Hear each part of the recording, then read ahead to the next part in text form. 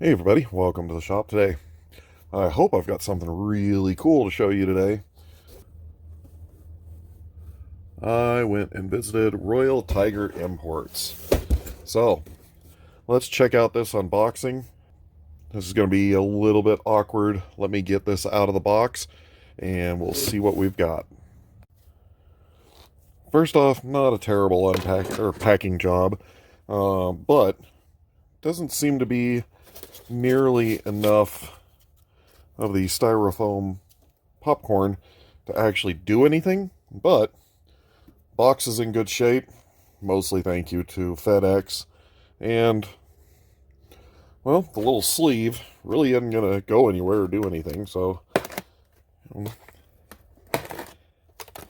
it's definitely not as bad as some of them that have been shown on the interwebs.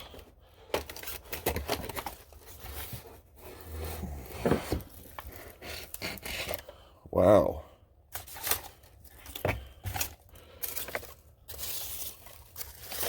Right off the bat, I gotta say I'm actually kind of impressed. This is actually pretty decent. I actually really dig this. So this is part of the Ethiopian uh, imports that have recently come into the United States through Royal Tiger Imports or IO.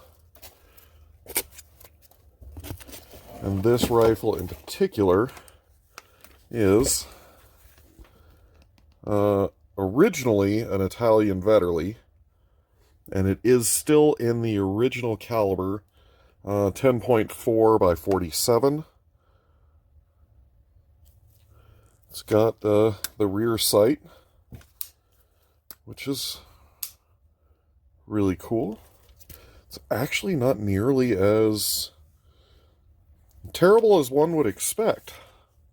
So these are not known to be stored in good places and not taken care of at all. But I gotta tell you, for what we've got here, it's actually looking pretty decent. Possibly a broken screw or maybe a nut is missing. I'm not entirely sure. But the stock has got its dings and all that for sure. But I am not seeing any serious damage whatsoever with this stock. So we got our front barrel band intact, a little bent, but come on, it's been, 100 years plus that this rifle has been bouncing around Europe and Africa. Let's see if the bolt opens. Oh yeah, pops right open. So we've got a little bit of muck in the chamber. Bolt looks complete and solid.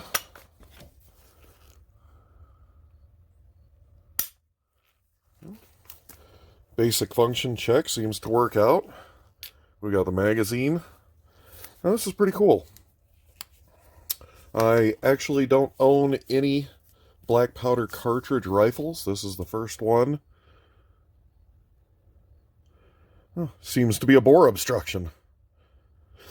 Well, we'll have to clean out the bore, see what it looks like, clean up the chamber. Overall, actually, I'm pretty impressed.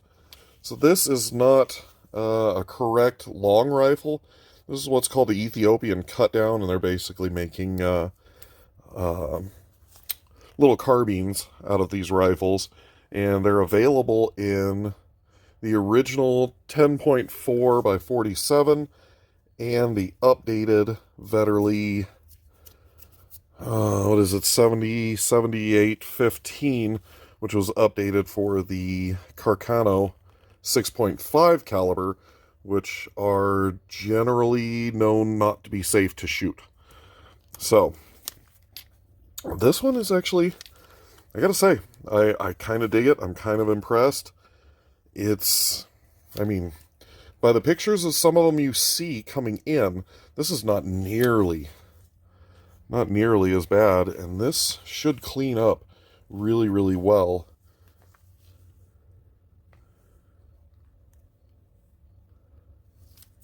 Well, let me know what you guys think. I think it's a pretty good score, but what do I know? Alright, let's see if we can work our way through disassembly of this rifle. And I'm going to guess this is the first screw that needs to come out. And of course, I did not lube this up at all, because it doesn't look like anything could or is necessarily rusted in place. So, let's take this screw out. And of course, because of whatever this front screw, whether it's broken or stud for a nut, whatever it is, it's not there. So, plate comes right off. I'm not entirely sure how the magazine is removed. Possibly from the top side. So, we won't get that just yet. Let's take out this rear tang screw, and again, just comes right out. That's one of the nice things. There's no signs of any severe corrosion on this rifle.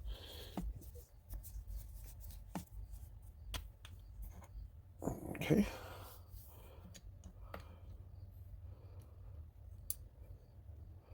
So, pretty simple little trigger system. Not a lot of dirt either. Another one, you constantly see videos of the Ethiopian rifles coming in just absolutely plugged up with dirt and grime and whatnot. And this one, not so much. Yeah, we got a little bit of wiggling going on. Good. Keep banging my little reloading stand.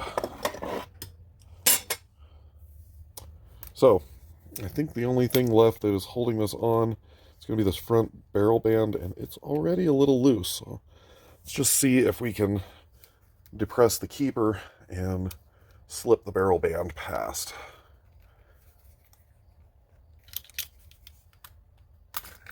Yep.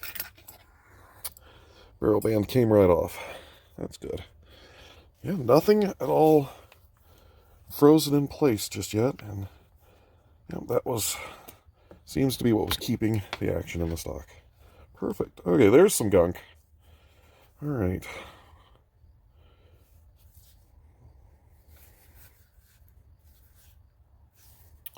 So, I'm still not sure how this magazine comes out, so I'm going to have to probably dive a little deeper into that.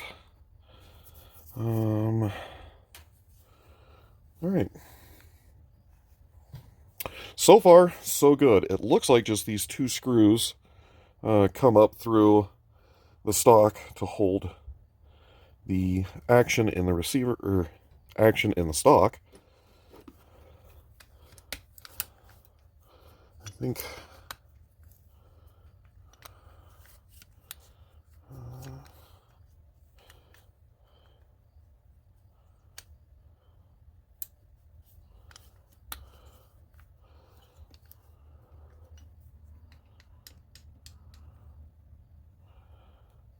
all right.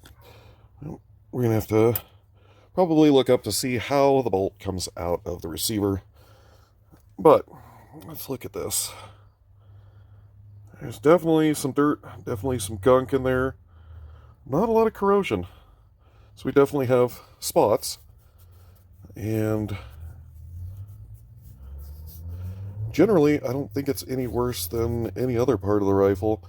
Maybe some very, very minor pitting, but definitely not anything egregious. I think most of that is dirt.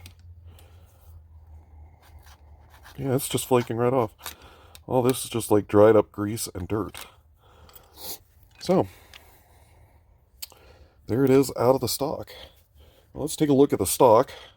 We did uncover a crack and possibly a repair right there. I think this is a pretty common area for cracks, and it's definitely open, so we can definitely do something with that. We can clean this up really good and epoxy fill this and maybe pin it. Looking at the inside, nothing terrible. I think this is a really good stock. I'm not seeing any really ugliness. Oh, there's another crack. Again, it's nice and open. I don't see a repair on this side, but again, we can fill this in with epoxy, clean it up real good, dig it out, fill it in with epoxy, and maybe put a simple little, um, not a whole lot of room to make a dowel repair that would be covered by this, but we can probably pin it just so it's nice and secure. Other than that, the stock is actually, I gotta say, I think the stock is actually in really, really nice condition. So I'm gonna spend the day cleaning and scrubbing these parts. Got a couple of brand new brass little toothbrushes. So I'm gonna get this all nicely cleaned up. What do you guys think? Should we go through and really restore it and give it some really nice luster? And the only reason I would say that is because it's not original. This is a cut down carbine. So there's really not a lot of super originality for it.